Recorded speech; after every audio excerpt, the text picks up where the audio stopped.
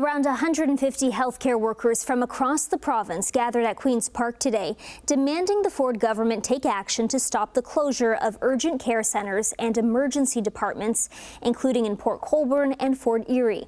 As Emily Taylor tells us, the push for action comes the day before the provincial budget is unveiled. No more closures. Let's take care of the people first, and then we'll arrange how are we going to take care of the people in the area. Urgent care and emergency room closures are hurting Ontario patients. That's the message 150 healthcare workers led by the Ontario Health Coalition brought to Queen's Park today. The coalition says in 2024 there were 1,117 times that emergency rooms across the province had to shut their doors.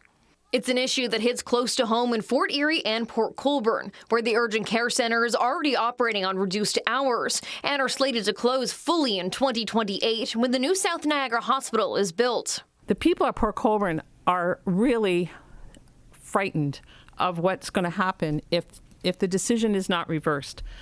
If that urgent care closes, we're going to be isolated and denied care in a way that we've never, ever experienced.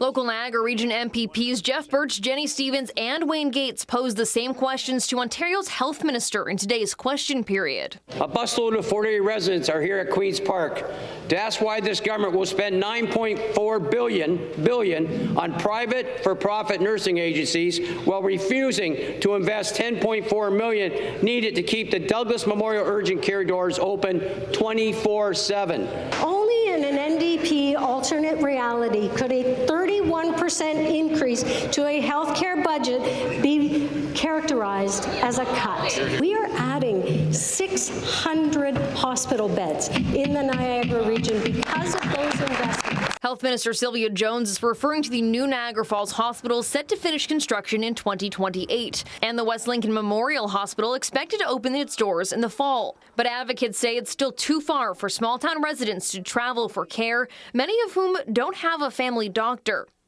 The opposition is looking to see more dollars going to healthcare in this provincial budget, set to be unveiled tomorrow. I want to see a budget tomorrow that commits to real resources to reopen those urgent care, emergency rooms, etc. around the province. As we go into the budget tomorrow, I'm looking for major funding commitments and strategies that will, number one, track how frequently these are happening. Healthcare spending is something people will be watching for closely when the budget is unveiled tomorrow here at Queen's Park. Reporting from the provincial legislature, I'm Emily Taylor.